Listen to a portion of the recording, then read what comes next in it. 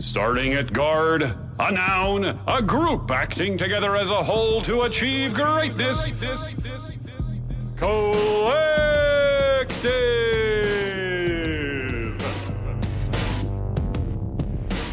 At forward, a noun, the game of skill, speed, and strategy played on the hardwood, and the conflict at the center of a galactic showdown between cartoons and aliens.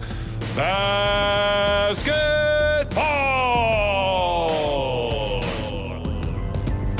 And anchoring the paint, a noun, a negotiated understanding between parties. From peace treaties to pick and rolls, human beings must reach them before turning ideas into reality. Agreements.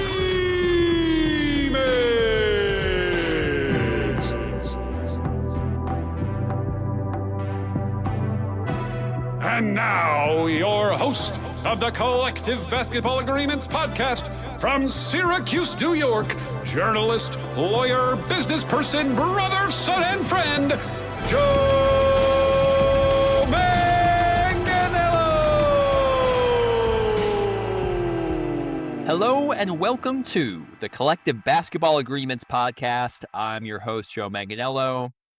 It is mid-April. I just celebrated my 33rd birthday on April 6th. Appreciate everybody that's reached out with good vibes. Spent some time actually in San Antonio during the Final Four weekend. Didn't attend the games, but was able to go to the Modelo Slam Magazine Legends Lounge event.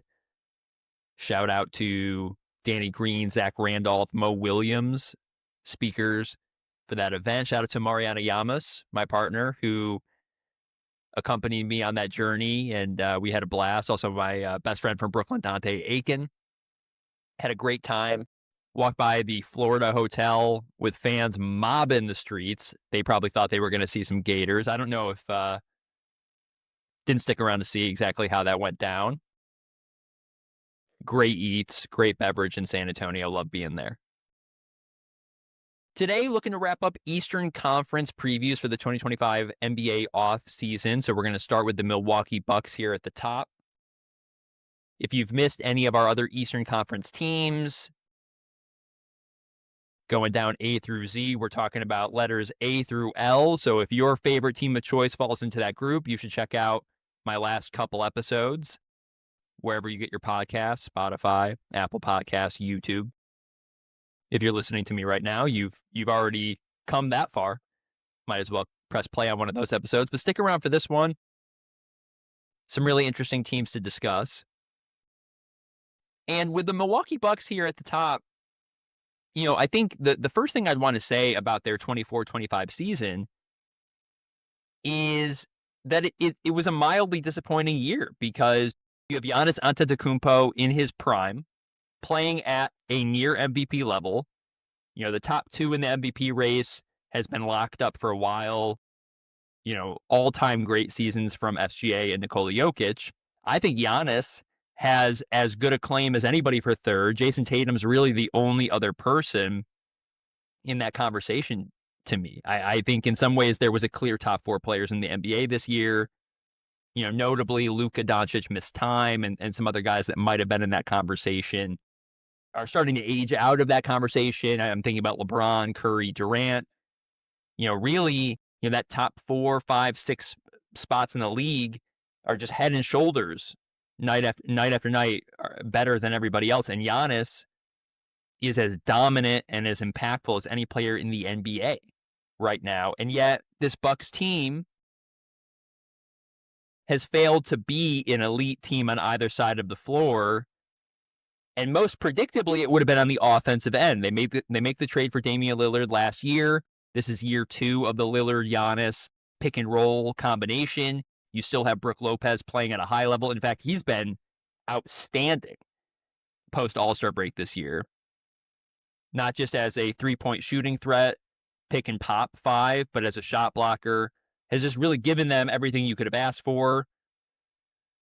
It was less than ideal to lose Bobby Portis for a 25-game PED suspension. Pat Connaughton has really fallen off at the end of this contract, following the NBA title run. And this team has struggled to fill out a full rotation. And so this is how you get, as we look at the fundamentals, this is per Cleaning the Glass as of April 10th. And notably, the team is 45-34 on the season, 5th in the NBA's Eastern Conference. By the time you listen to this, we'll know what their final record is. But per Cleaning the Glass, expected wins per 82 games, 45.4. So they're right around where you would expect them to be record-wise based on their offensive and defensive ratings. So what are those? 116.4 offensive rating, that's 10th in the NBA. So they've been barely a top 10 offense, despite having Giannis, Lillard. And to get into the weeds a little bit there, this is a team that remains one of the more effective shooting teams, points per shot type teams. Go figure, you have Giannis who can get to the rim at will.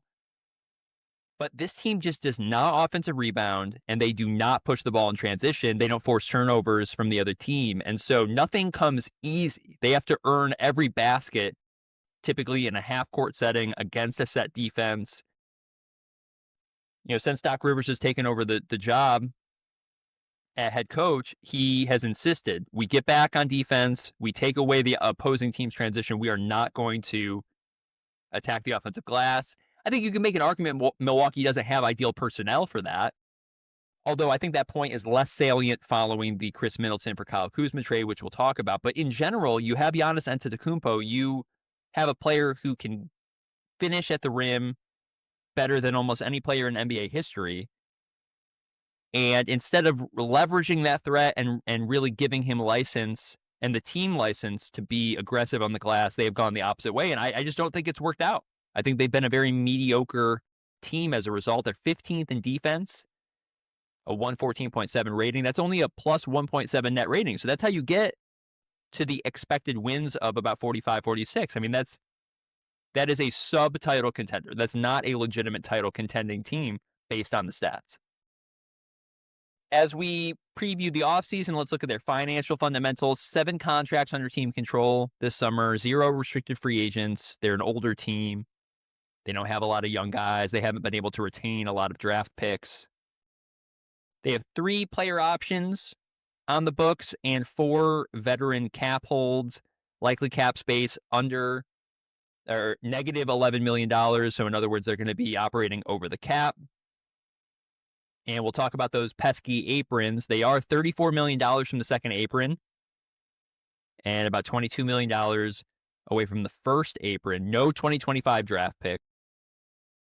And so to look a little bit more closely, they have Dame Lillard and Giannis on the books, each making the 10-plus year veteran 35% max. Next year, that's going to be $54.1 million each.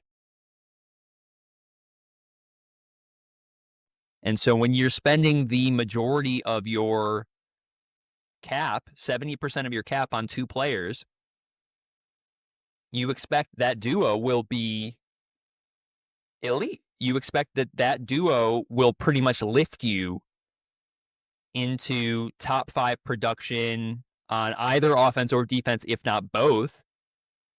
And I'm thinking about like the Boston Celtics, right? You're paying Jason Tatum and Jaylen Brown so much money, but when those 2 guys are anchoring your team, you are elite on both ends of the floor. You can build one of the greatest shooting teams of all time, and you're able to compete defensively at a very high level. Of course, I'll briefly know, I'm not going to spend a ton of time talking about it, but Dame Lillard, of course, not on the floor presently because of a blood clot issue. We all wish him back healthy this postseason, and then hopefully there's no trouble further into his career. Unfortunately, he's not the only basketball player dealing with that issue.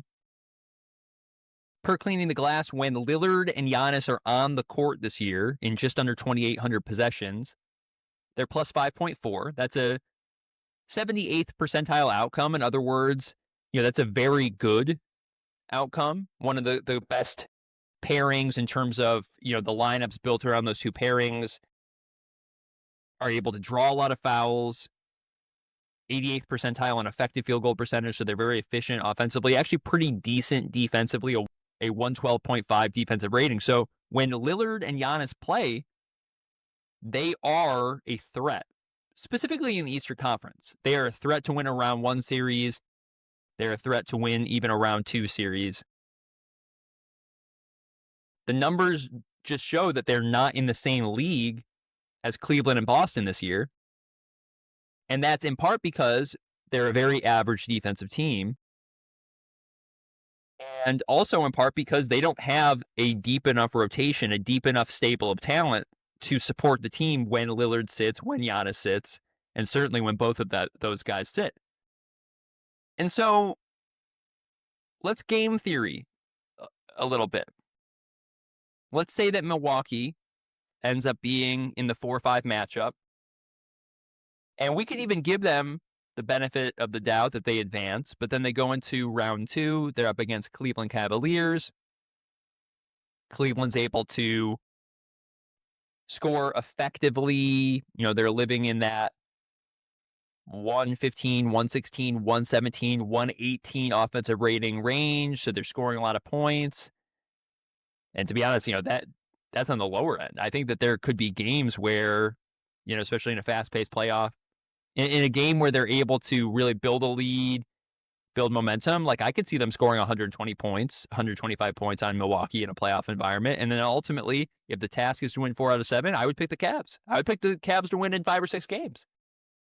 What happens this summer for Milwaukee? Is there a player on the next great Bucks team on this roster? Or are the Bucks poised for a painful stretch? Will there be pain? Will there be the need to trade Giannis and recoup valuable assets while he's still in his prime? If you trade Giannis, you're trading Lillard. I don't know if trading Lillard this offseason is going to bring in the type of help and support that Giannis needs to win at the highest level. And Giannis being a top 3 or 4 MVP vote getter,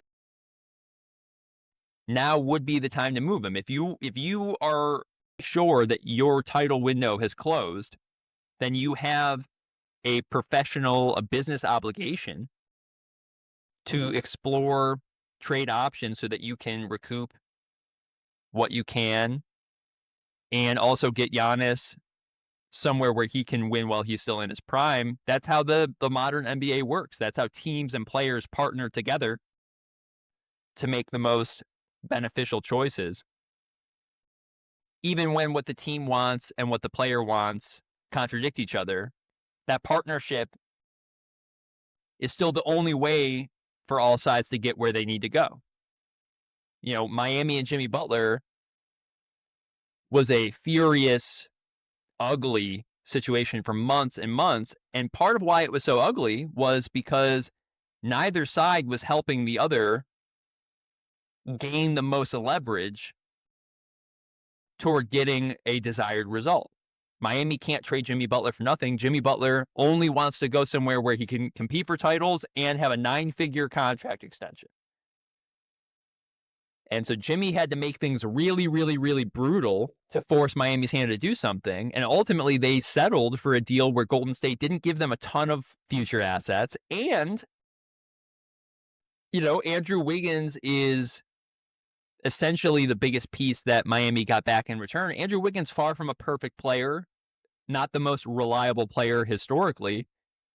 Meanwhile, Golden State is now in the title mix. Jimmy gets a $100 million contract extension. So, I think Milwaukee would be best served being proactive here and working with Giannis, finding a trade that makes sense for all parties, and getting something like the biggest return that we've ever seen for a star player. The Durant trade from Brooklyn to Phoenix was a huge deal with lots of draft picks, as well as Mikal Bridges and Cam Johnson. I think something like that return would be the move.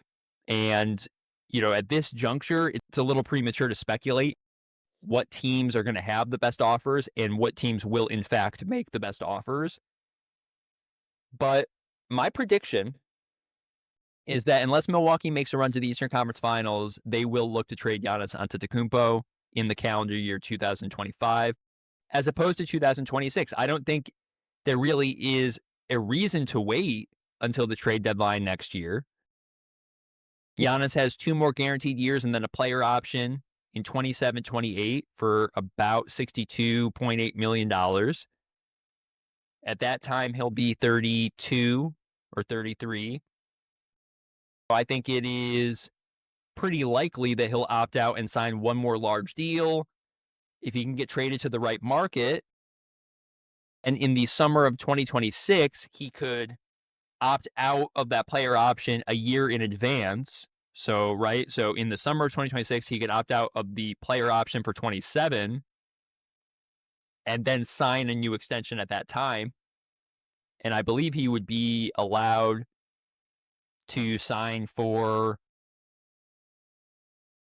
an additional 4 years. I don't believe he can sign a 5-year extension and decline the player option. I'll look more into that specifically. There may be a limitation on how many years, but that's going to be his last big contract opportunity. And clearly, similar to Butler, he would want to get traded somewhere where they're going to pay him that. They're going to have the ability to compete for other great players and build a title team around him. And then again, it goes without saying, if Milwaukee trades Giannis, they would also then look to move Lillard. That trade market, much, much more restrictive. Lillard is already in his mid-30s. He only has one more guaranteed season. He has a player option for $58.5 million in 2026. I think in that case, maybe the trade could even look something like what the Bulls just did for Zach LaVine, where it was more of a neutral value trade, and the Bulls were able to get their own first-round pick back, which didn't exactly work out, or I don't think it was a perfect result, but it was more about getting off the future money for LaVine, even though LaVine is a good player. And I think Lillard is that's kind of where he is in his career now. Because I don't think having Damian Lillard as your starting point guard guarantees you much playoff success, but he is a great leader, a Hall of Famer, and someone who is great for fan engagement and fan support. And so the right market absolutely might trade for him, saying, hey, we'll have him for at least 1 year, and then, we'd love to work out a final contract where maybe he opts out of that player option for 58.5, and then we'll offer him something like 45 or 50 a year for 3 or 4 years, and he can ride out a $200 million contract into the sunset. Let's talk a little bit about the Kyle Kuzma trade, because I actually think that was materially probably the biggest thing that the Bucks did this year. Kyle Kuzma, not a perfect player. We'll talk a little bit more about that. But Khris Middleton had gotten to that point in his career because of injuries where he was not a perfect player. And that title season in 2021 is in the rearview mirror. It was time for the Bucks to trade Middleton. In some ways, this maybe is telegraphing that they're ready to move on and start a new era. And so February 5th, Bucks trade Middleton to the Wizards. This move was really about the Bucks getting out of the second apron and lowering their tax bill for the 24-25 season. Per Dunked On Prime, it appears that the Milwaukee tax payment, it's a repeater tax payment. It looks like it's going to be about $24.6 million.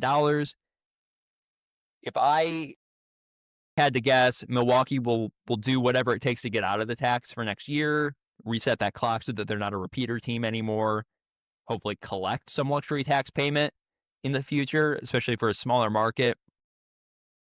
Another reason, again, why they're going to look to trade Giannis and Lillard, in my estimation, is so that they can get out of the tax, restart the clock, get younger. There's going to be some great talent coming into future drafts. I think it's just that time. I think it's that time for them as a franchise. But this trade, it got Milwaukee out of the second apron, which we talk about a bunch. I mean, that's the new NBA. To entice the Wizards to do this deal, they had to send Middleton. He has a player option for $31 million next year. That's going to be largely dead money. Or to put it in a more respectful way to him, I think it's more likely that Middleton gets traded or bought out and does not, in fact, play all of next year for the Wizards.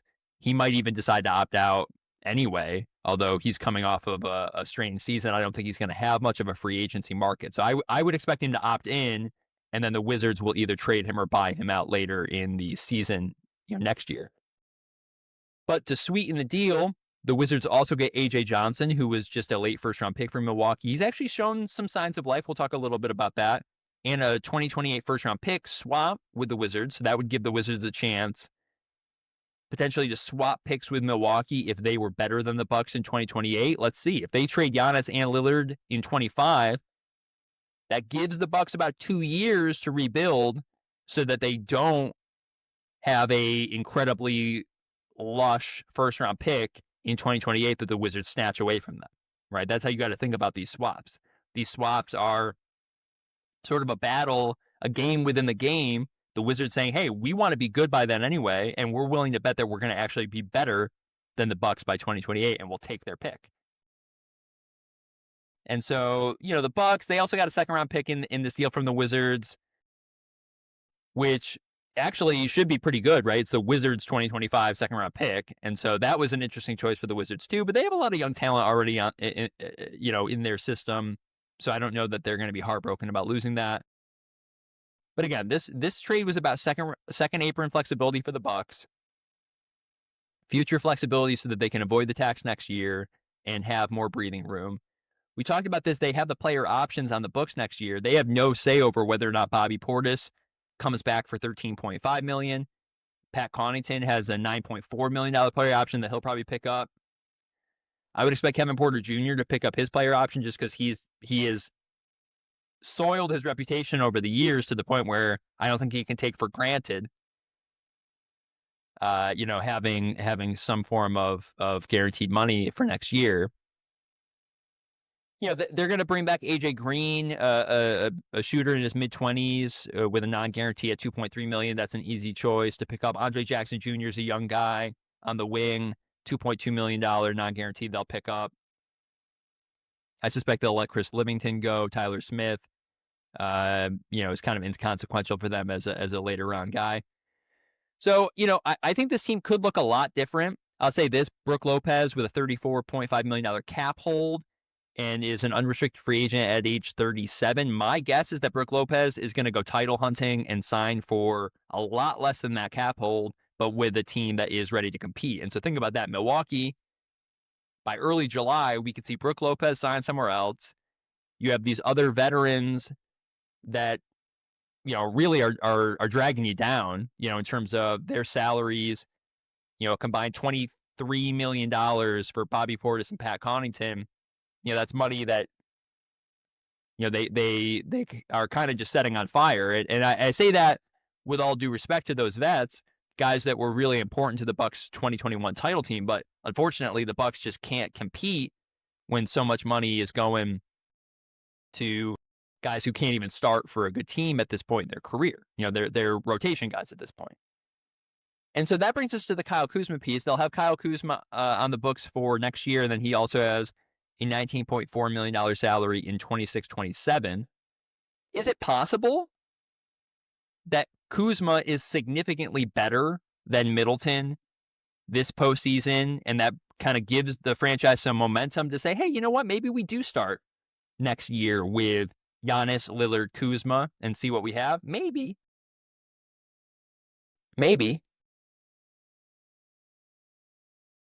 I mean, most of these numbers were without Kuzma on the roster, but things haven't gotten significantly better since. On the year, the Bucks' offensive rating is down over 2 points per 100 possessions from a year ago. That's despite being third in effective field goal percentage and free throw rate. Dead last, the worst offensive rebounding team in the league. And so even though Giannis has a 93rd percentile net efficiency, and his on-off is incredible, like plus 10. The Lillard only minutes haven't been great. They've been a 43rd percentile, a mediocre team when it's just Lillard by himself in about 2,000 minutes. So they really need Giannis to be on the floor to have any impact at all. Their two most played lineups this year are both, pretty lousy in terms of taking care of the basketball, about 15% turnover rates, lousy offensive rebounding. And a big problem for them was too many minutes where your best wings were Andre Jackson Jr. and Taurean Prince. It's just not a very competitive swing unit. When they got Kuzma, they've actually had more success with Taurean Prince and Kyle Kuzma on the floor playing alongside Lillard, Brook Lopez, and Giannis. This is per cleaning the glass. A plus 6.7 net rating and a 116.4 offensive rating is okay. So, better, and pretty good defensively. Kyle Kuzma, post All-Star break, has had really bad shooting splits. We're talking about someone who's shooting about 43% from the field, about 31% from three, less than 70% from the free throw line, a true shooting percentage in the low 50s, which is bad. A pretty high usage rate as well for being so inefficient. Cleaning the glass, only 16th percentile in points per shot attempt. He's 11th percentile in turnover percentage. So, the majority of Kyle Kuzma possessions end with a missed shot or a turnover. So I'm dubious. I think that the Kuzma trade was a financial trade, and I think it telegraphs the end of an era for Milwaukee. We'll see exactly how that plays out.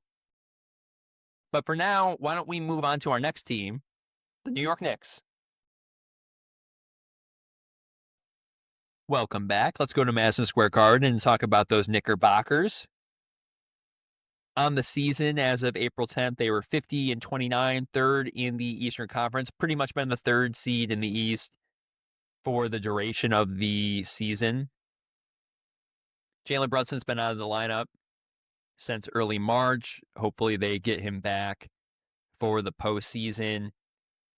Per cleaning the glass, expected wins per 82 games, 54.2. So they're, more or less in line. Brunson missing time probably took them off that pace by a game or two, but they're going to be a low 50s win team. One of the best offenses in the NBA, a 119.7 offensive rating, is 5th. Defensive rating 114.2 is 12th. And so being just outside the top 10 in defense and the top 5 offense, that gets you a net rating of plus 5.5, 5th place overall. If Brunson's healthy, the Knicks definitely are a team that can win a playoff series or two. I think it's going to be difficult for them to run the table in the East and get to their first NBA Finals since the 90s. I do think that this team has showed signs of life even without Brunson in the lineup. OG Anunoby has been averaging upward of 30 points a game in his absence. Mikal Bridges is starting to be a bit more active on the offensive side of the ball as well. And so in some ways, maybe Brunson going down will have some indirect benefits of other guys stepping up, trying their hand at running some pick and rolls and facilitating and getting shots up. I think ultimately this Knicks team, they don't have a great bench, but that starting lineup is formidable. That's why they spent so much money this year and went all in around that Brunson Towns 1-5, and then you got Mikal, OG, Josh Hart as pretty much, an ideal wing forward 2 through 4 type group, especially if Towns is going to be your center and you have a small point guard. And so if OG, Mikal, and Hart can be superstars in their roles, and Brunson and Towns are healthy, playing the way that they do offensively, I don't think it's crazy to say that they can beat anybody if they're playing their best. I think the problem is it's hard to imagine that they're going to play their best 4 out of 7 times against the Celtics and the Cavs, let alone getting to the finals and competing against whoever comes out of the West. And so I don't think this is the Knicks' year. But will we see enough this postseason for them to justify them not just putting this team together how they have, including trading 6 first-round picks for Mikal Bridges, but so that that they could have a window here of at least a few seasons, right? If not this year, could they win the title next year? Especially if Boston is forced to move off of a piece or two, and if the Cavs take a slight step back. So that's what I'm looking for. I'm looking to see if the Knicks could enter the 26th season as a title contender, as a title pick. I don't expect that from them this year.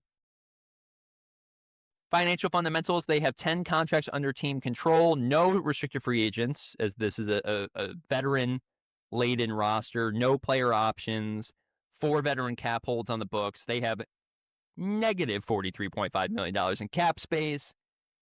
They're only $4.3 million from the second apron with 14 players. In other words, if they got to their roster minimum, they would be able to just sneak under the second apron by about $4 million. No draft picks for next year. Notably, they have a Wizards pick that is top 10 protected next year. Sorry, top 10 protected this year. The Wizards are going to keep that pick because they are the worst team in the NBA. It is a top 9 protected pick in 2026. So if the Wizards do get better, the Knicks have a chance of getting that pick in 2026. But we'll let that play out. Biggest thing to stress when talking about the Knicks offseason preview and looking over their salary cap, it's just how fortunate this team is to have Jalen Brunson making only 22.6% of the salary cap. The bargain that Brunson gave the Knicks, which has then allowed them to go out and make big trades for Bridges and Towns, offer OG Anunoby a $214 million contract. They have Josh Hart locked in. You know, the Knicks can afford to pay luxury tax payments. They are, you know, a franchise worth probably $7 or $8 billion. Very, very wealthy ownership group. So no one should cry over their luxury tax payment. They're not in the repeater just yet, but it does look like they project to have a $36.5 million tax bill for this year, and they will be making a tax payment next year, and that means they'll go in the repeater. So if they don't win the title this year, they need to position themselves well in 26 and 27 because, you know, they have gone all in, especially under the new CBA and these aprons. They've pretty much gone all in around this core. And so they have a window here where they can compete. It'll be interesting to see if they can put it all together. I don't love their total roster. I'm not the biggest fan of their coaching staff and how they've gone about building this team stylistically. In their defense, you know, they traded for Karl Anthony Towns basically like a few weeks before the season started. And so the coaching staff was given a short bench, was given a center that famously isn't a great defensive player. And, you know, they've won a bunch of games. So, you know, shout out to Tom Thibodeau, one of the most respected coaches in the game. I'm just really curious. What it looks like this postseason if they do get into a series against the Celtics, for example, what that looks like. But back to how fortunate they are to have Brunson. I mean, Brunson has about a 120 offensive rating, about 87th percentile, which is comparable to what the Cleveland Cavaliers' offensive rating as a team is, which of course would be first place in the NBA, or the Cleveland is first place in the NBA. So Brunson by himself is an elite offense. He is 90th percentile in points per shot attempt, 122.4. He's had a career high in free throw attempts per game this year. So even as the rules have shifted and the way that officials have been calling the game has shifted, he continues to find ways to get to the free throw line where he's a great shooter, leverage the threat of, I don't want to foul Brunson, so now he has an angle, he's able to finish, and he finishes so well inside the arc. But he's a small point guard, you know? The team only has about a 35... The team's about in the 35th percentile in defensive rating with Brunson on the floor. And the on-off data has fallen this year for Brunson, and I know he's still out with an ankle injury. You know, statistically, he was closer to a top 5 player than a top 10 player last year, but the on-off data has regressed a bit this year. I think it's a little easier to predict what Brunson wants to do, and these Knicks teams that are built around him as the engine, kind of doing everything. It's a little predictable. So, for example, in the 23-24 year, the Knicks were plus 14.5 net rating with Brunson on the floor. This year, they actually are down. And it's the big problem is defensively they're down. So, they're slightly better offensively with Brunson on than off, which makes sense. But then defensively, they really fall off. And so the team gives up 5.3 points per 100 possessions more with Brunson on the floor. So the defense has gotten worse. I think that's probably the best way to put it. I think offensively, they're a little more predictable, but defensively, things are worse. And then, of course, Brunson is playing a lot with Towns. And so really they have to outscore teams when it's Brunson and Towns on the floor, which against a lot of opponents, especially in the regular season, they can do that. Against the Cavs or the Celtics, I don't know. The team is 10th in three-point percentage, 36.8. So they definitely shoot well, but they're only 28th in three-point rate, which is down a lot. They're actually down over 5% year over year in terms of three-pointers attempted. So as good as this Brunson-Towns pick and roll combination is, pick and pop combination, they don't get enough threes up. And I think that's where you have to point to Bridges and Hart, more so than OG, where as ideal on paper as this starting lineup looks, it looks like you have like the best possible 2 through 4 guys in between Brunson and Towns at the 1 and 5. But per cleaning the glass on the season, when Mikal Bridges and Hart are on the floor and Towns is off the floor, the team has a minus 3.4 net rating. That's over 1,200 possessions. So getting beat up overall. One of the main culprits is they're not scoring enough. A 113.8 offensive rating, 46th percentile. So you take Towns off the floor, they just stop scoring. They don't have the shooting. They don't have the offensive creation. And overall, their center rotation is just lacking, right? So to kind of continue fleshing that issue out, when Towns sits and you have Precious Achiuwa at center, the team is minus 5.2 net rating, 30th percentile in the NBA. They're 22nd percentile in scoring, a 110 offensive rating. So they can't score. I was really big on Precious Achiuwa coming into his career in the 2020 draft. He's going to be entering unrestricted free agency this year. The Knicks have bird rights on him, and just because they don't have a lot of other options, I would expect them to come to an agreement where he comes back. They have bird rights on him, so they don't have to use a mid-level exception, but I would expect him to get a contract in that $6 or $7 million range, which is just over the non-taxpayer mid-level. And not to get too into the weeds and put y'all to sleep, but because the Knicks are so far above the tax and in danger of going over the second apron, if they use the non-taxpayer mid-level exception, then they trigger the second apron. In other words, it becomes a hard cap. And they don't want to do that if they don't have to. But again, because they have bird rights on Precious Achiuwa, I would expect them to come to an agreement on a relatively small salary, maybe a 2 or 3 year deal, something like that. Now, Mitch Robinson is the other center in their rotation, and the team has not been good with him. Minus 4.1 net rating, a 112.1 offensive rating, 35th percentile. He's also been injured, which is part of the course. So they've only had 232 possessions all year where Mitch Robinson is the center and Towns is off.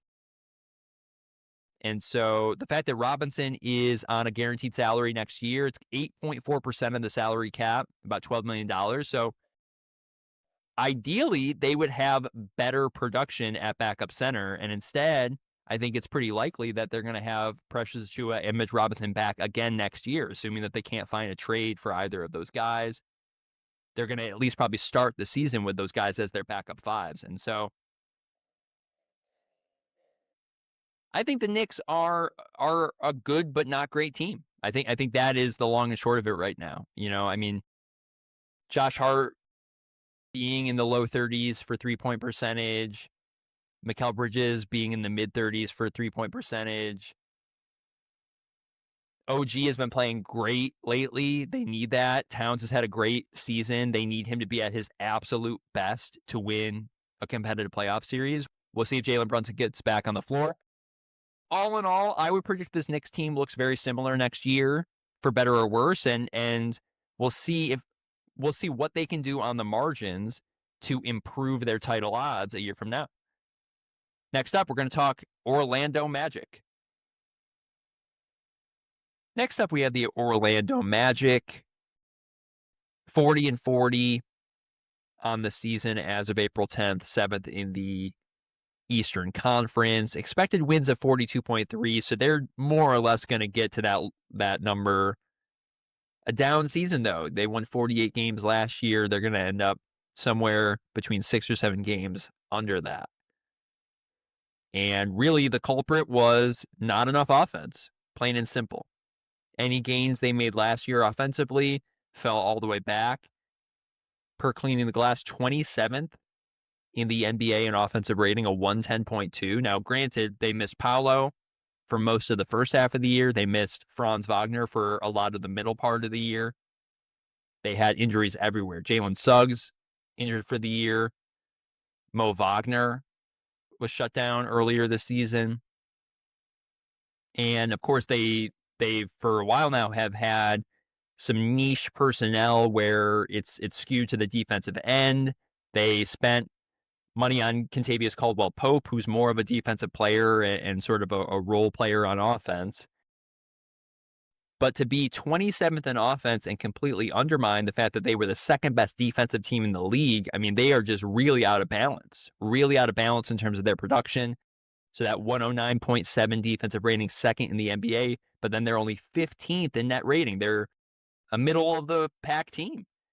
And again, this is coming off of a 48-win year, so it's got to be considered a disappointment this year in Orlando, even if injuries are to blame in large part.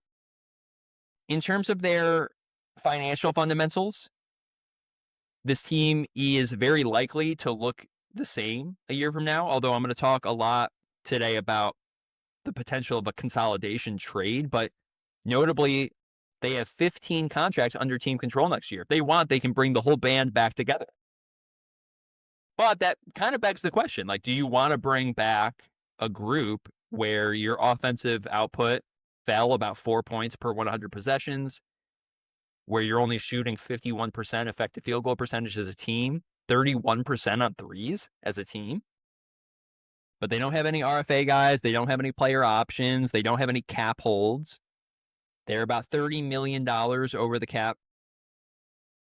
And really only a few $1 million out of the tax altogether. And about $12 million from the first apron. So, for example, if this team were to use the taxpayer mid-level exception, which is, going to be about $6 million next year, that would lock them in at the second apron. If they use the non-taxpayer mid-level exception, which is more like a $12 million salary, that would actually hard cap them at the first apron. And so that's why I like to point out where teams are relative to the aprons before the offseason even gets started. Because right now, if you're in the front office of Orlando, you're going to ask yourself, like, we can pretty much bring this whole team back together, sit underneath the first apron. We won't use the MLE, or we'll take the MLE into the season, because notably in the new CBA, you can actually apply the mid-level exception toward trades. And that's, I think, kind of a slept-on component of the new CBA, is that I think it's going to be way more common for even contending teams and up-and-coming teams to hold on to their MLE and say, you know what, we're not going to give out a contract under the mid-level exception. We're going to hold on to that cap exception. We're going to bring it into the season. And if there's a trade that we can make where maybe we send out a future first-round pick or a few second-round picks and we trade for a player and we put them into that MLE slot. The fact that you can do that via trade now is actually a cool strategy. Basically gives you more time to decide how you want to use that asset. Before, if you didn't use it in free agency, it kind of didn't, it just sort of went away. Alternatively, especially for Orlando, where it's not the biggest market or a franchise that, makes hundreds of millions of dollars every year in revenue. So I don't think that they want to go too far into the tax when it's unclear if they're even going to be winning a playoff series this year. I mean, coming into the year, I thought that maybe the expectation was, hey, earn a good seed, win a first round, see if you can play a competitive round 2, make it a 6 or 7 game series against a team like Boston or a team like New York or Cleveland. And that would be a successful season to me. In their case, they avoided the tax this year, so there's no concern there. But again, this is all to say they're projected to be a tax team next year, and they're only going to get more expensive. Paolo is still on a rookie deal for another season. We'll see if they end up retaining Mo Wagner for a number less than $11 million. That's what his team option for next year would be, but I would project that they will opt him out and then give him a 2 or 3 year deal where the annual salary is less. Maybe they'll do the same thing for Gary Harris. They're starting to get more expensive. Franz is already on his max deal. Jalen Suggs is making $35 million next year. And then a lot of role players are locked in. Isaac at $15 million, KCP for $21.6, Cole Anthony for $13.1, Wendell Carter, who's now signed multiple extensions with Orlando, and he was able to sign a 140% rule contract. So the new CBA allows for a 140% raise on your extension, as opposed to just 120%. And Wendell Carter and his representation jumped at the chance to lock in even more life-changing money. Wendell Carter is definitely winning the business of basketball game, in my opinion. I think he's done a great job of locking in future money for himself at age 26. He has already guaranteed himself enough money for generations of his family to live very comfortably. So proud of him and his representation. But let's talk a little bit more in the weeds about this team. Oh, and notably, they have 2 first-round picks next year. They have their own and the Denver Nuggets first-round pick. So they have the ability to add rookies to this mix, which I think suggests that they should look to trade out some other guys. And then you add in, they could walk away from Mo Wagner with, by turning down that team option, but he's the brother of your franchise player Franz. I have a feeling Mo will be back. So I just wanted to kind of tease out, there are a lot of scenarios for this team to consider in terms of, if we want to prioritize keeping player A, that means that we probably should trade player B because they're at the same position and we should only allocate so many resources.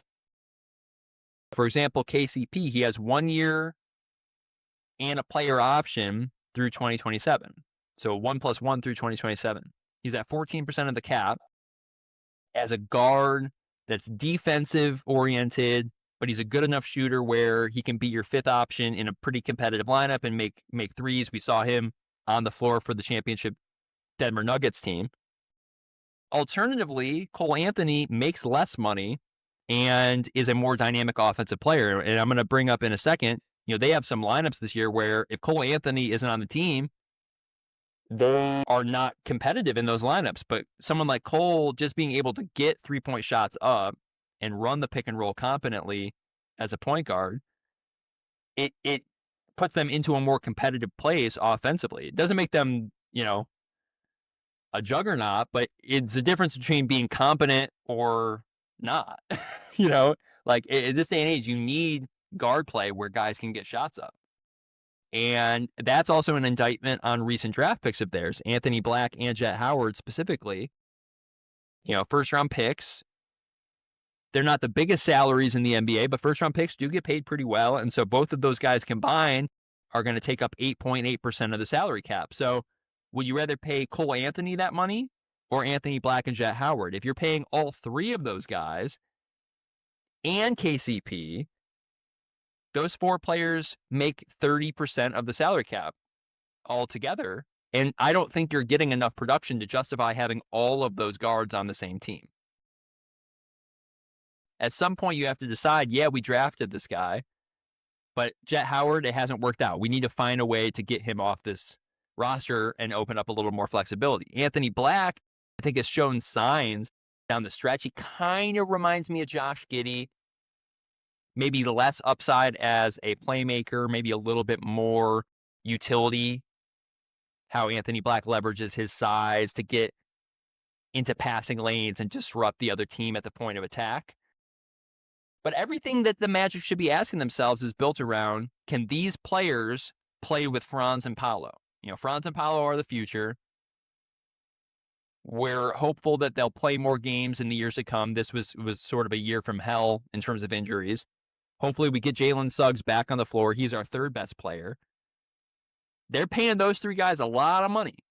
They got to get more lean and more efficient in terms of how they allocate their resources, not just in the starting lineup, but in a rotation of 7, 8, 9 guys that can really play in the postseason. And, just to sort of put this together, it was an incomplete year, but in about 1,800 possessions with Franz and Paolo on the floor, the team only had a 3.3 net rating, which isn't great. I mean, it's good, 71st percentile per cleaning the glass, but it's not great. And the issue was offense. A 111.8 offensive rating? That's terrible. 33rd percentile, bottom third of the league offensively when those two guys were on the floor. Only a 52.6 effective field goal percentage. And their two stars, when I had calculated this, over 589 threes between them, and they were shooting 30.1%. It's not good. It's not good. I mean, as impressive as the playmaking from these two bigger forward-sized players is, they're great playmakers, but they have to put the ball in the basket better than that. And they need guys around them that can take pressure off them and space the floor. And so the next, data set that I wanted to isolate was what happens when Paolo, Franz, KCP, who I've mentioned a few times now, and Wendell Carter Jr. as a center, what happens when those four guys are on the floor? They've only played about 1,000 possessions this year, but it was a very similar result, about a plus 3.1 net rating, even though it was a terrible offensive rating. When you plug Cole Anthony in as the fifth player, so it's those four guys, and then Cole Anthony is the point guard, someone who can shoot well. He can come off the screen and fire and really put pressure on the defense from beyond the arc.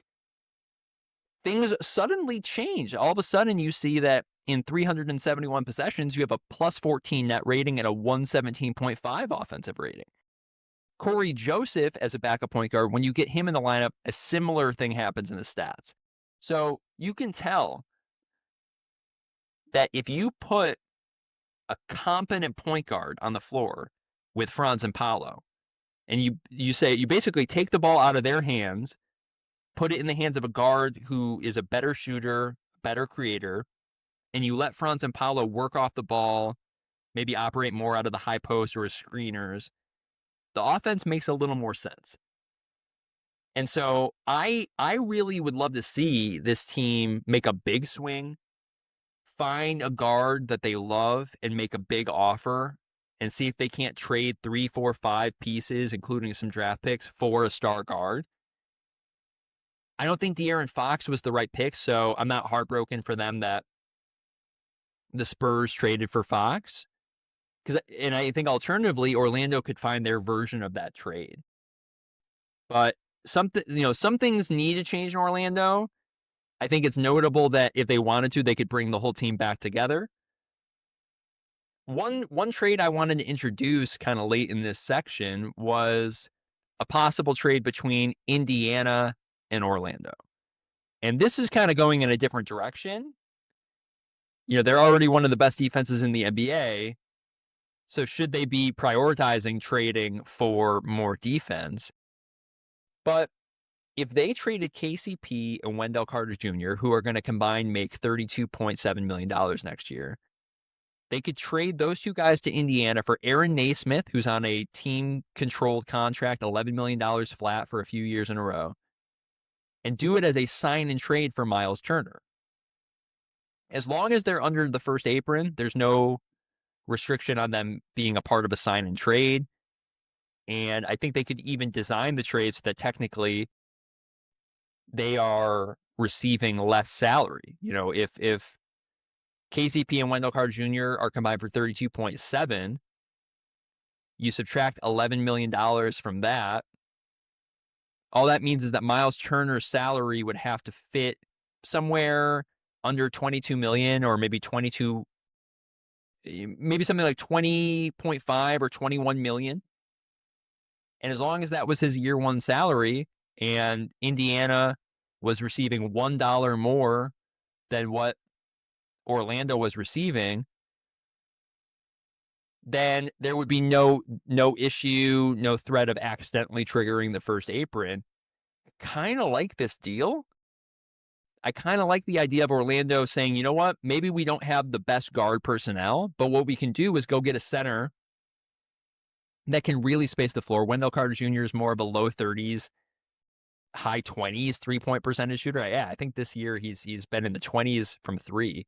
Myles Turner, one of the best shooting threes in the game and a great shot blocker. I think you could consolidate some of your assets by going out and getting a stretch five like Turner, who can also play defense. And now, if you, in a different move, you out and get the right guard, plus Jalen Suggs comes back on the floor, you know, a lineup next year where it's Suggs, Paolo, Franz, Turner, you get another guard. Maybe you keep Cole Anthony as your sixth man or kind of guard off the bench. You have some of these other rookies you're still developing that you're not ready to give up on. I think that would be a more fun version of this team to see for next year. And then the other thing I'll add, I mentioned the first-round picks before. Indiana is going to have a first-round pick that lands somewhere around where that Orlando pick is. And then Orlando has this extra pick from the Nuggets. So if Indiana says, hey, like, we don't want to trade you Myles Turner, Orlando does have some additional draft capital they could include in a deal like that. So something where it's a Myles Turner sign and trade. Orlando gives Indy their 2 first-round picks, and Orlando gets their 1 first-round pick in return. Or maybe it's as simple as Orlando gives Indiana their own pick, but then they keep the Nuggets pick so they at least have a late first that they can use.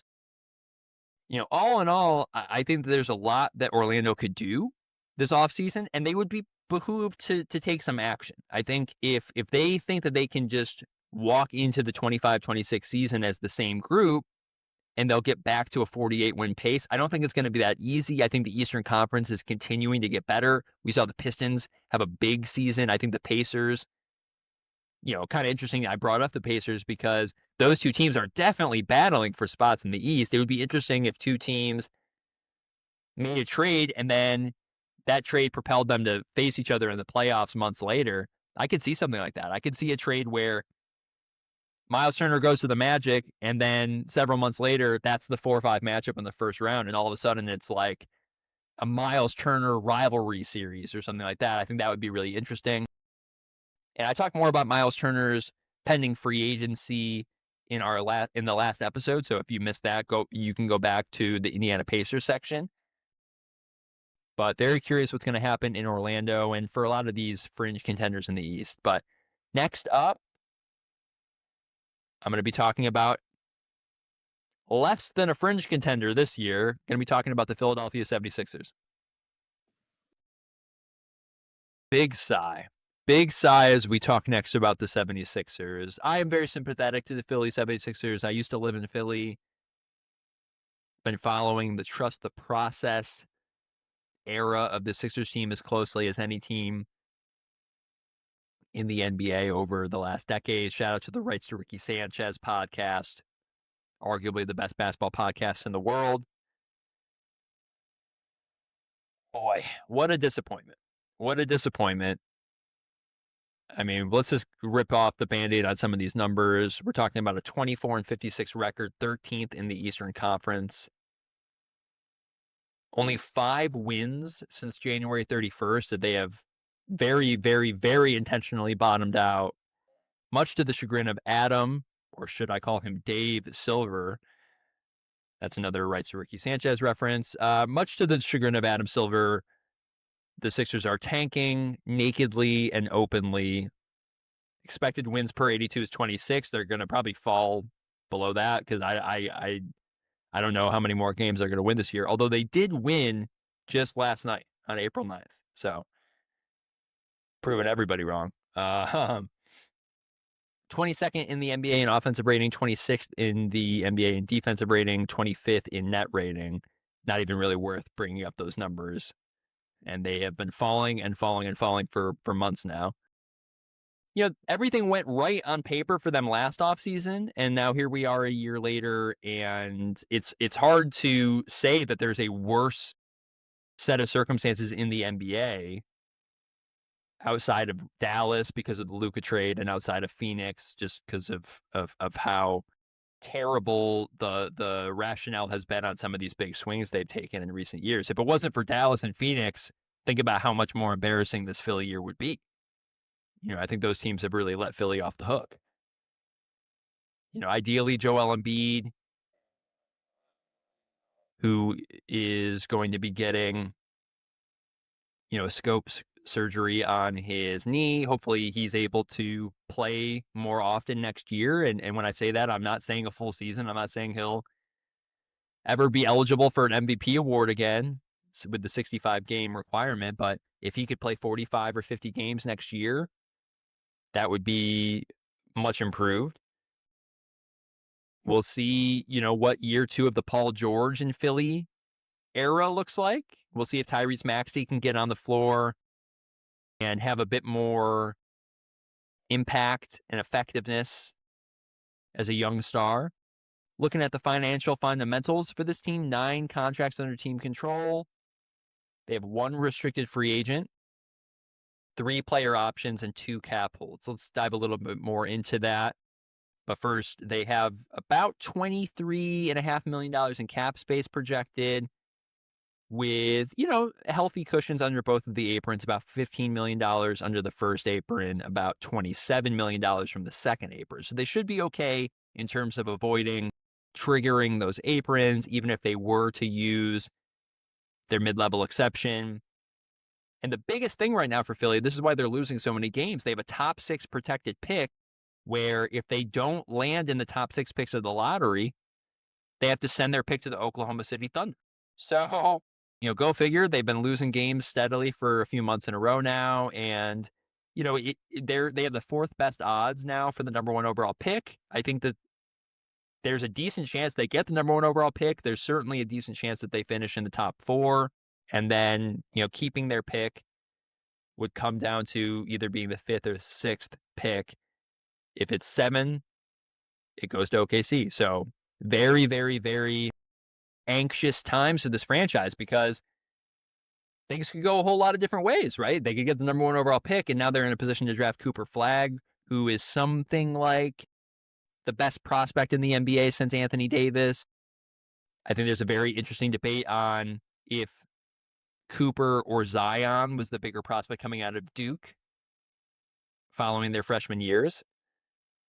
Maybe Cooper will stay at Duke. Maybe the NCAA tournament was so bad for him, you know, the way it finished, that he has unfinished business in a Blue Devil uniform and he wants to come back. I doubt it.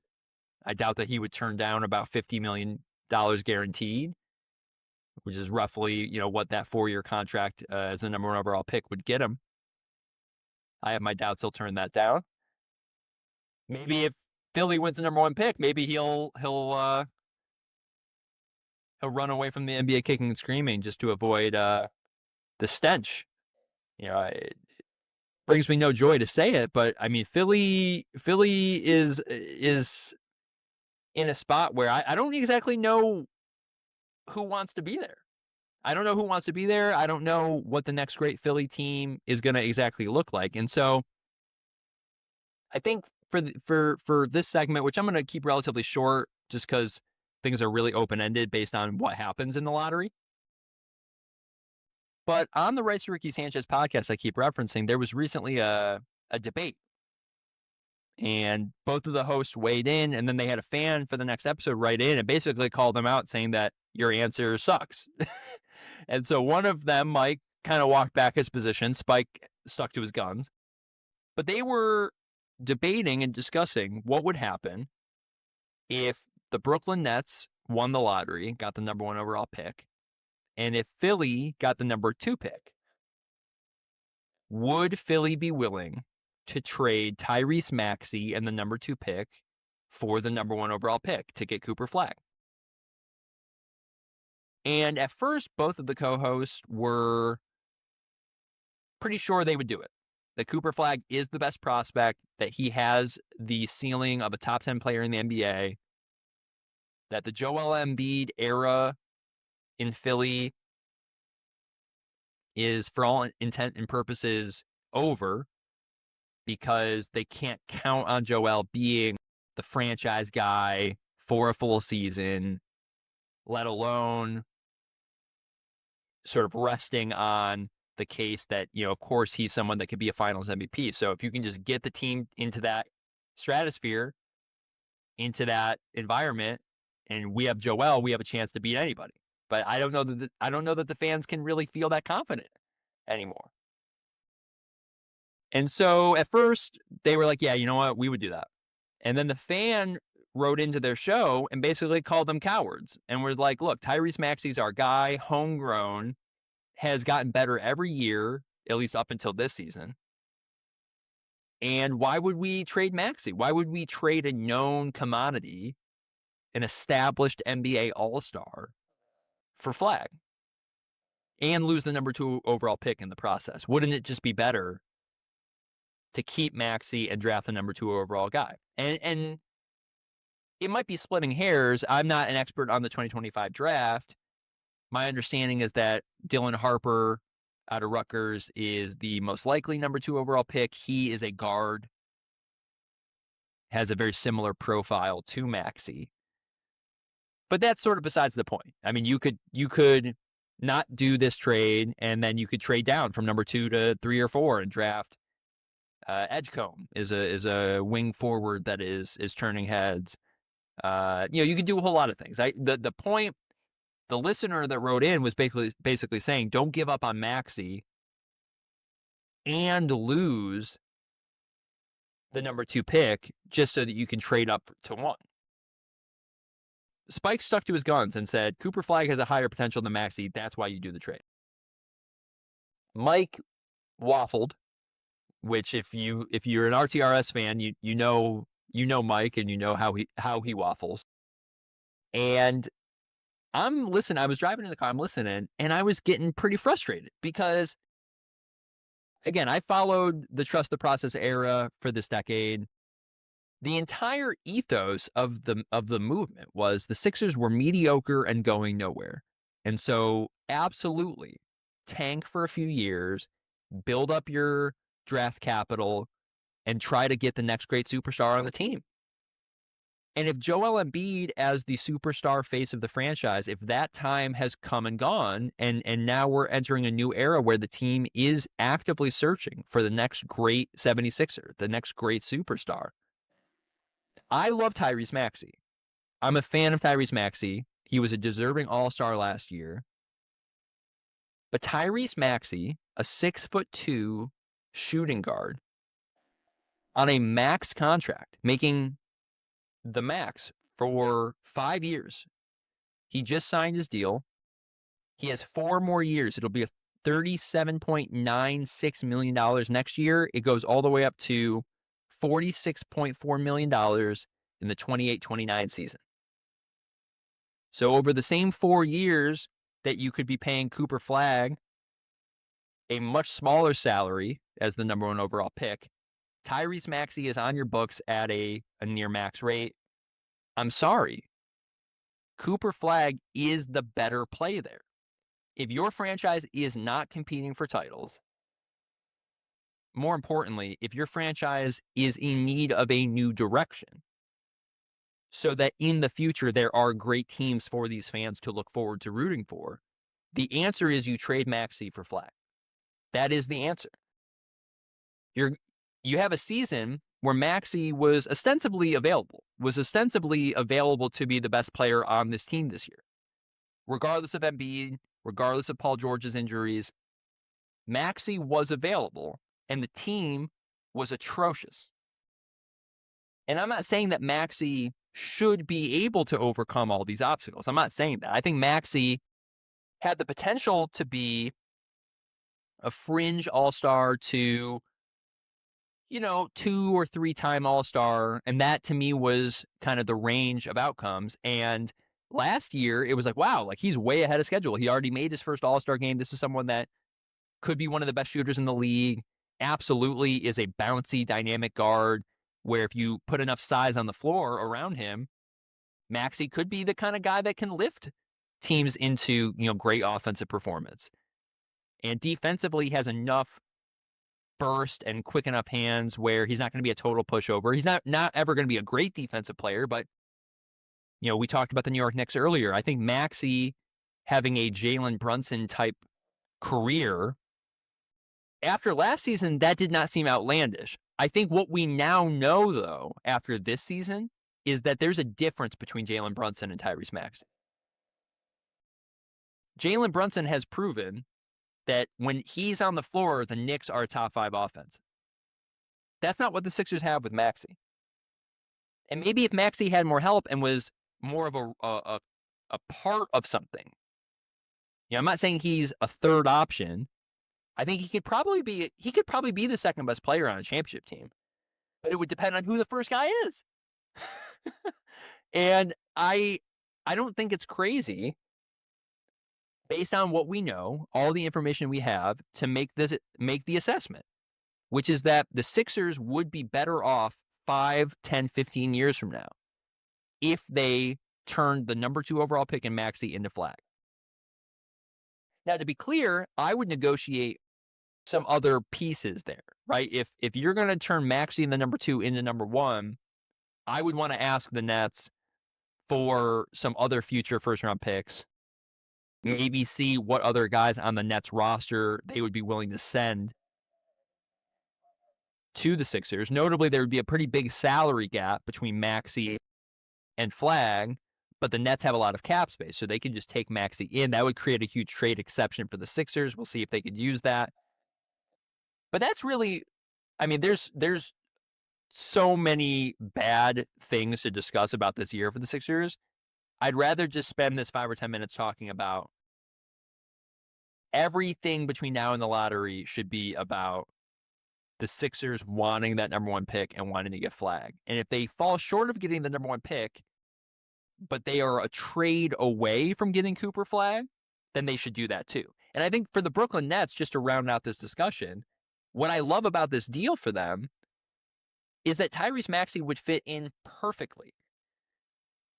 Brooklyn has been dying for a star player that they could really love as their own. And I think Maxey would immediately become a fan favorite and someone they could build their team around. And I think Brooklyn, more so than Philly, could say, you know what?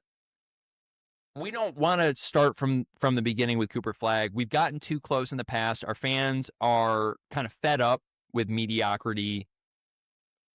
We want Maxey. We want to be able to sell jerseys and sell generational fandom. Like it's to me, it's a deal that makes sense. I think the Nets would rather have Maxey and the number 2 pick, and I think the Sixers should rather have Cooper Flagg. So we'll see how things go. Of course, if the Sixers fall in the lottery and end up sending their pick to OKC,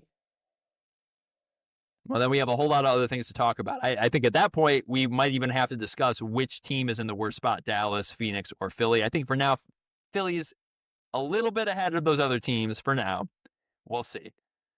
And last up here on today's episode, we're going to talk about the Toronto Raptors and the Washington Wizards. I'm going to kind of sandwich these two teams together because with slight differences in variation, these teams have had similar years. They're both 2 of the worst teams in the NBA. They're going to have pretty decent lottery odds. The Wizards, of course, the worst record in the NBA. They're going to have the best chance at the number 1 overall pick.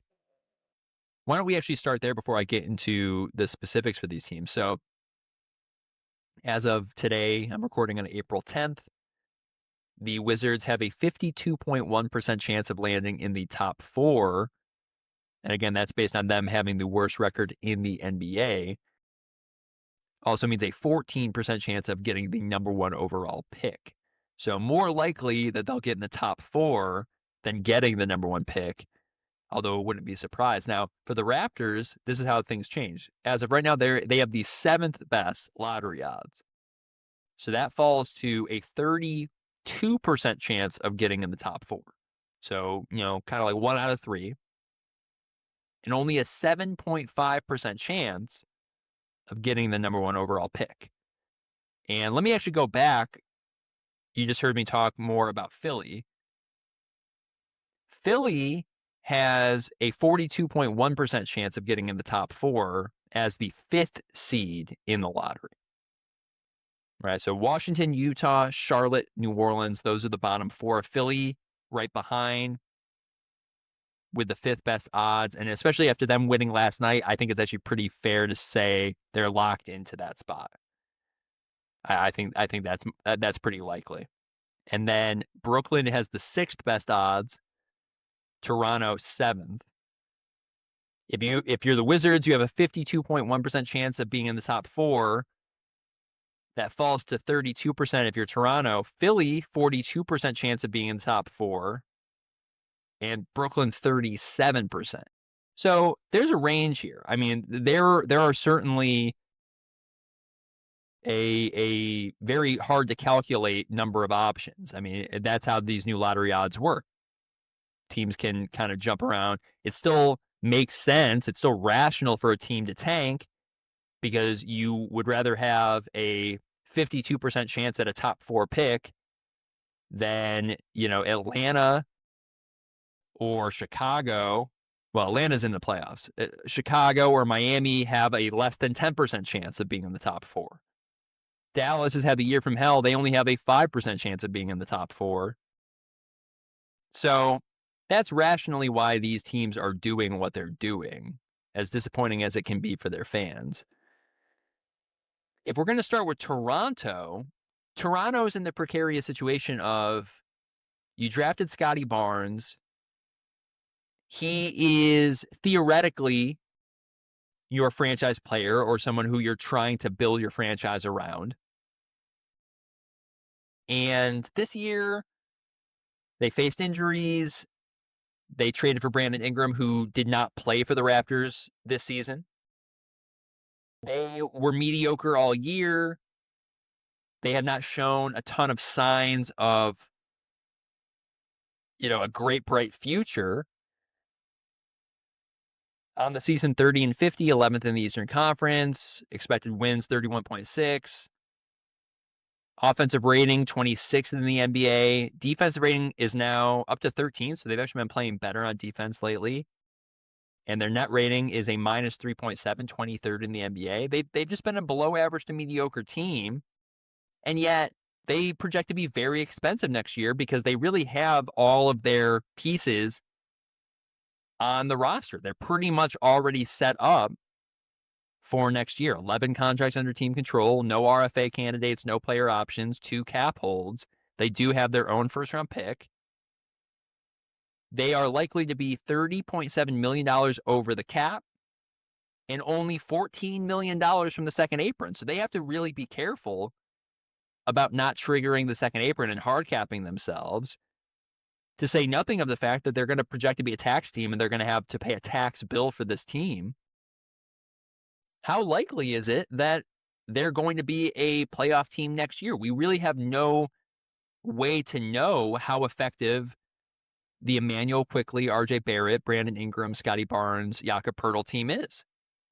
Those 5 players are on the books next year for 101.1% of the salary cap. So they are over the salary cap on just their starting lineup alone. And of course, that's after giving Brandon Ingram a 3-year, $120 million extension. Brandon Ingram didn't play this year, so it's really hard to comment on his fit in Toronto, other than sort of taking what we saw in New Orleans in recent years and trying to project. He's not going to solve the team's problems shooting the basketball. He's not going to solve the team's problems in terms of, he's not going to guard the other team's best player. The thing that Ingram could most credibly do to benefit the Raptors next season would be to absorb possessions as almost like a point forward, allowing Quickly to play off the ball, freeing Barrett up to be, more of a backdoor cutter, off-ball gravity type player. And he has the size where he could hunt mismatches without the ball in his hands and try to kind of misdirect the defense. And then Ingram could be someone who could get to the nail or get to the elbow, back to the basket, looking for an opening, looking for a pass. And then, late in the shot clock, you can pull it out, maybe receive a screen, get off the screen, pull up. I mean, I don't know how great of an offense that is. And that's with Poeltl as a ground-bound, rim-running 5, no shooting stretch potential at all. And that's with Scottie Barnes being, so far it's a pretty mixed bag of results in terms of how good of an offensive player Barnes is. I really don't know how to assess what the Ingram-Barnes partnership at the small forward and power forward positions are going to be. In 292 possessions per cleaning the glass, Quickly, Barrett, Barnes, Poeltl. So first of all, let me just say, those 4 guys, they barely played this year together. Barely. And they were abysmal. At the time that I pulled these stats, a minus 8.4 net rating is the 18th percentile, so actively bad. 4th percentile on offense. 4th. Scoring 103.4 points per 100 possessions. That's very bad. Very, very bad. As bad as it gets in free throw rate, 0th percentile. And then defensively, not great personnel either. They were giving up 57.6% effective field goal percentage. So, they're a bottom 10 defense in terms of giving up, quality shots and allowing teams to make shots. Bottom 3rd in turning teams over. So where's the playmaking? Where's the playmaking on either side of the ball? Where's the creation on offense and the ability to finish plays with effective shooting? I just don't see a winning team in this group, and they are so expensive.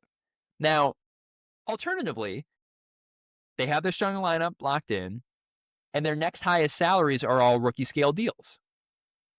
Agbaji, Grady Dick, Jacoby Walter. So these are guys that they've invested in. They traded for Agbaji, they drafted Dick and Walter, and combined, those 3 guys are making less than 10% of the cap. So let's say the team, they land somewhere in the 5, 6, 7 range in terms of their draft pick. So they add a pretty good draft pick. They fill out the rest of their roster with minimums. That team is young, might be fun, might have highlights, might be able to captivate their fan base a little bit. I don't think that that's a winning team at all. I think that they project to be one of the worst teams in the Eastern Conference next year. And that's if that group is healthy. I assume Chris Boucher and Garrett Temple won't be on the team next year. Those cap holds will probably just be renounced. I just don't see how they're going to be much better than a play-in team is maybe their absolute peak. Maybe they have a season that looks a little bit like Atlanta's season, where kind of by default, somebody had to win 38, 39 games this year in the Eastern Conference. That's where Atlanta's going to end up. And that was with Jalen Johnson getting hurt. Maybe if Scottie Barnes and Brandon Ingram, take a step forward and have really effective years, they couldn't be more different type of players than Trae Young. But, part of the reason why Atlanta is going to make the play-in is because they have Trae Young. Trae Young's a pretty great player. It's hard to be the worst team in the Eastern Conference when you have a great player. And I think maybe that's the goal. Maybe Toronto says, we have a few guys where if they can really enter their prime, Emmanuel Quickly, if he can have a season where he averages 3 or 4 threes per game on a great percentage, or maybe RJ Barrett continues to take steps forward as a scorer, maybe someone who, if he could have like an Andrew Wiggins type peak where he can score a lot in volume and you can kind of unleash him against second units. I don't know. I just don't know that this team is going to be very good next year. And they're going to be very expensive, and they're almost guaranteed to be in the tax. And if they, aren't careful, they could absolutely trigger one of the aprons and hard cap themselves. Just to, flesh this out, I was kind of making this point earlier, but the first apron is triggered by the use of the non-taxpayer mid-level exception. So if you use that exception, you're saying to the league, we are going to stay below the first apron because we are not a tax-paying team, and we access this tool, so now we're hard capped. That also goes for the biannual exception, which is a smaller salary slot, and any acquisition of a sign and trade. So earlier in this pod, I was mentioning, what if Orlando trades for Myles Turner? Even if it was a dollar for dollar trade or they were sending out more salary than they received, I was slightly wrong before, because if you participate in a sign and trade, you're telling the league, we will stay below the first apron. It's a very punitive environment now.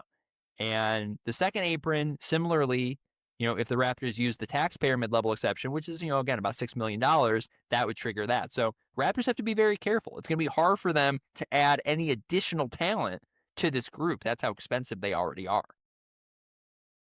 Last and least, literally least, the Washington Wizards. We talked about them a little bit earlier indirectly because of the Kuzma for Middleton trade. Middleton has a player option for $34 million that he will almost certainly be picking up. So he will, in all likelihood, be the most expensive player on the Wizards next year. Jordan Poole right below him at $33 million. But let me just rip through these fundamentals. 17-63 record, worst in the Eastern Conference, worst in the NBA. And they've actually overachieved relative to their expected wins. Based on the advanced metrics, Cleaning the Glass would expect them to win 14 games, which, as a reminder, that's how many games the Pistons won last year. The Pistons actually the first team in NBA history to triple their win total year over year, from 14 to at least 42 wins. Shout out to them.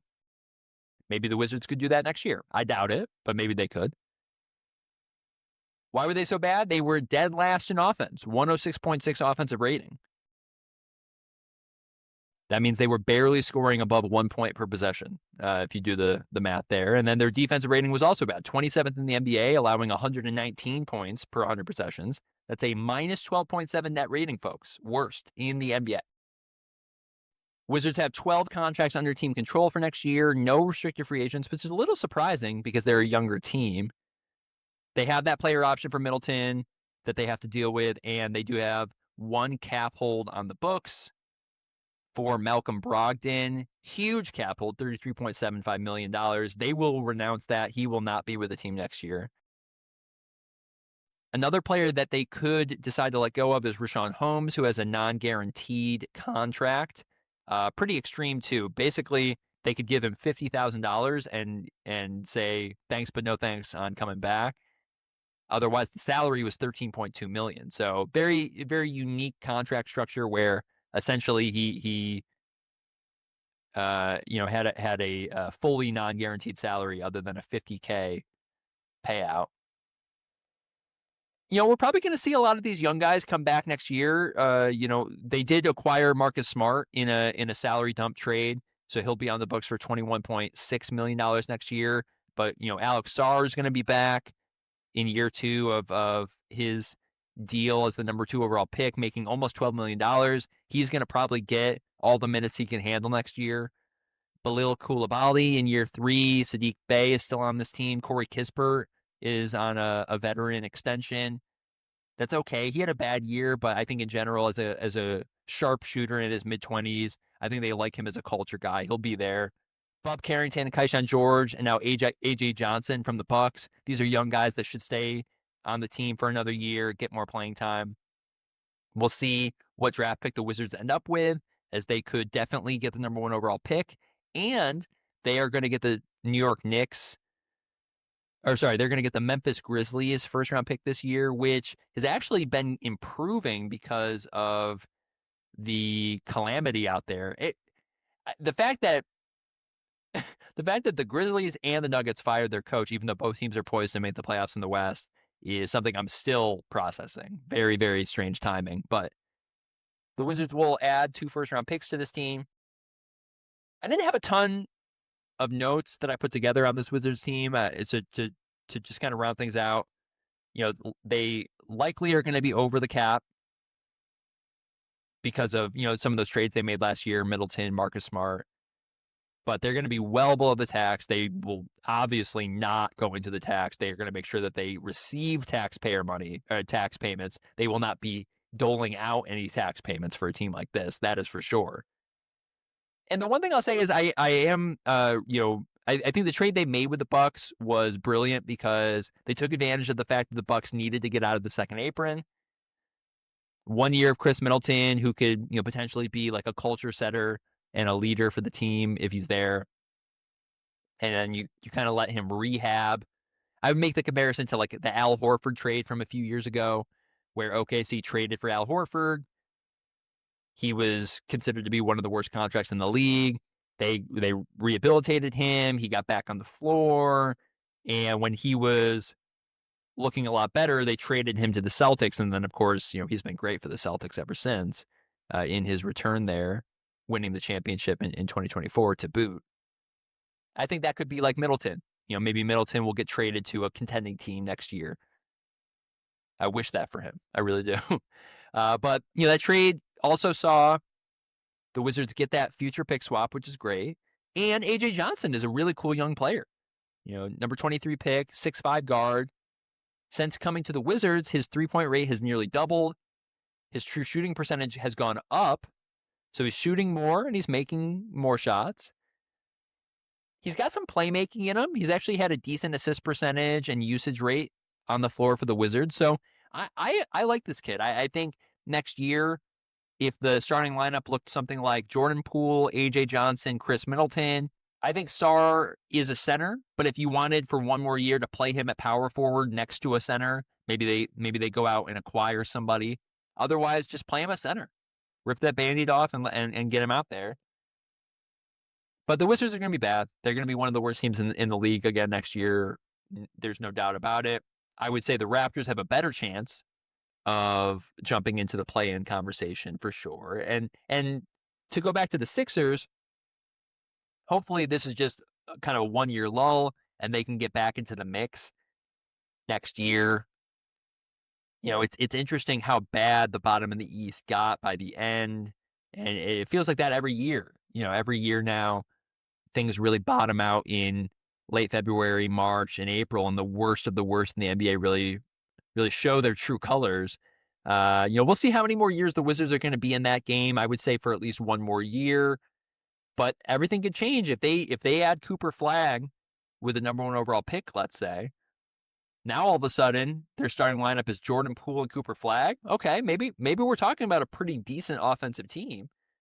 Defensively, probably not, but I think offensively, Sarr, maybe he continues to stretch the floor a little bit. Like, I could see a world where the Wizards are significantly better than dead last in offense, right? If they were 30th this year, I could see a world where they draft a star young player and they kind of focus on the offensive end. Who cares if we are still toward the bottom of defense? If we can score more baskets, it'll be more fun for everybody. So, very curious about that. But I'm going to wrap things up there. I've now gone through all 15 Eastern Conference teams. Next week, you will hear my thoughts on the Western Conference. And alphabetically speaking, the first team to talk about is the Dallas Mavericks. So you're going to want to hear me go into detail about that. Follow me on Substack, Collective Basketball Agreements, @ThatJoeMags. You can follow me on social media, @ThatJoeMags.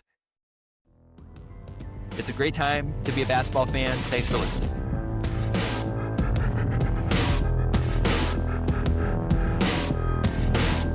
It's a great time to be a basketball fan. Thanks for listening.